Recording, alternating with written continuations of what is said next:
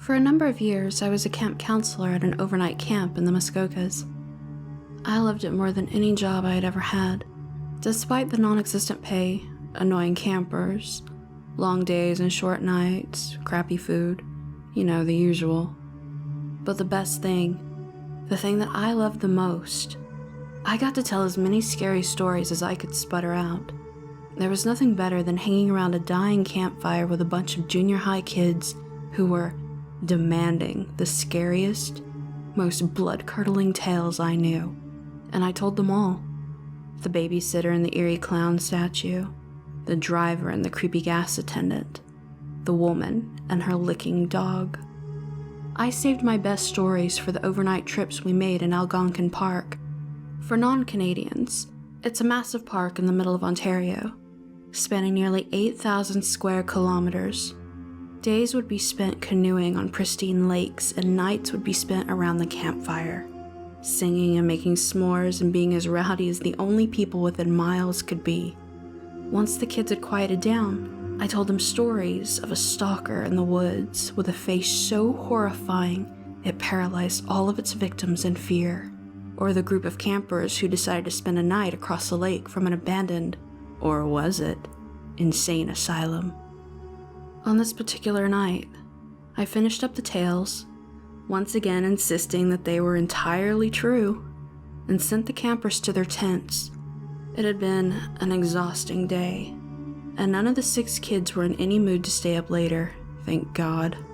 My fellow counselor had also decided to pack it in, leaving just me on a fallen log next to a dying fire. I took a deep breath of cool, fresh, pine-scented air and looked out at the lake. The partial moon reflected off the glassy water, and on the other side, I could see towering cliffs going up several hundred feet. So beautiful. I considered whether we could canoe over, climb up a few dozen feet, and do some cliff jumping. I softly chuckled to myself. The camp director would have my head if we did that. That is, if he found out. Something caught my eye. Movement at the very top of the cliffs. There was a small light bobbing along the peak. At first, I thought it was a star, but it was larger, and it gave off a golden glow. It slowly moved back and forth in a small arc. As I sat up and watched it, another appeared next to it, bobbing along the top of the cliff. Then another, and another, and a few more. My stomach dropped into my feet.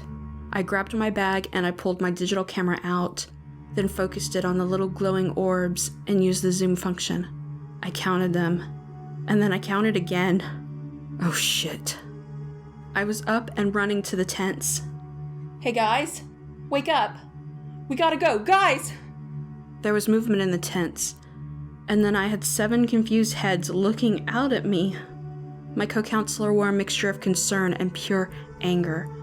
I hate to do this, I continued, but the clouds are looking really threatening. There's a big rainstorm coming in. If we get caught in it, it's going to ruin our trip. Seriously, Miranda? My co-counselor asked. We're in the middle of the woods. Where would we go? I pulled a map and flashlight out of my bag. There's a ranger station a few kilometers south of us. I traced the path with my finger. Thank God. We can make it there in a few hours. The campers groaned. Can't we just go in the morning? No, I shouted, my voice echoing across the lake. I lowered it. Come on. Let's get packed up and go. I'll tell you a story along the way. I smiled, though I could feel my lips quivering. It's my best one. That seemed to get them going, and within 10 minutes the tents were packed up and we'd begun our trek into the deep woods, with small flashlights our only guide. When I was confident we were moving at a steady pace, I allowed myself to relax and began to tell my favorite campfire story.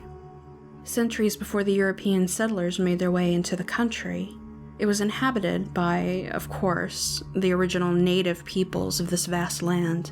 They had made the trip from across Western Canada, following the migration patterns of large animals.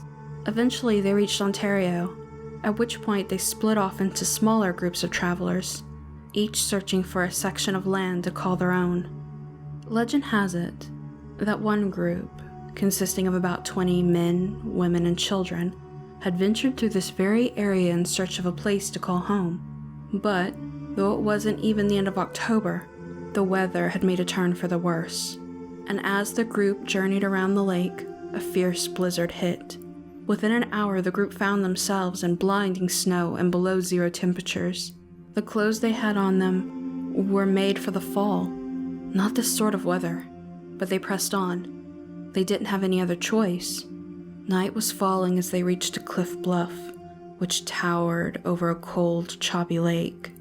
There was no stopping for this group. They'd die if they didn't make it past the cliffs, but with darkness settling in and the snow falling even harder, visibility was almost non-existent. So one of the elders had an idea. Using the little fuel they had left, he lit a torch for each of the travelers and had them carry it in front of them. Not so they could see the cliffs, but so that they could see who was in front of them, allowing them to all follow each other across the narrow bluffs. With the strongest of the men leading the way, the group began to cross the cliffs. The freezing, wet snow soaked every bone in their body. The harsh wind chilled any exposed skin and threatened to push them right off the rock. Their path was no more than a few feet wide and would have been slippery to even the best of hiking boots, let alone hand-fashioned moccasins. Slowly, painstakingly slowly, they made their way up the cliffs, praying that whatever lay on the other side would shelter them from the intensifying storm. They were about halfway up, hundreds of feet above the lake, though it was well out of their vision. In fact, all they could see in this blinding storm was the torch in front of them, acting as a beacon to guide their steps. If the light moved up, they moved up. If it went down, they moved down. Each of the travelers was almost in a trance, caring about nothing but the glowing orb a few feet away. For the leader, though, there was no such luxury. He moved forward blindly, feeling along the cliff with his free arm, though his skin was so numb he could barely feel anything. As the path wound back again, he made a misstep and lost his footing. With a terrified scream, he slipped off the cliffs and fell into the icy, black lake. The rest of the party didn't see him fall, of course. All they saw was his glowing orb dropping away from the bluff and disappearing in the darkness. There was no time to mourn. They continued on, but the storm was worsening. After another minute, one of the children, his body unable to withstand the cold, dropped away, his torch glowing until the choppy waters put it out. Another, having seen this, lost his balance and fell. This pattern went on until there was just 5 people left fumbling along in the darkness, following the light in front. As hard as they tried, the cliffs were unforgiving.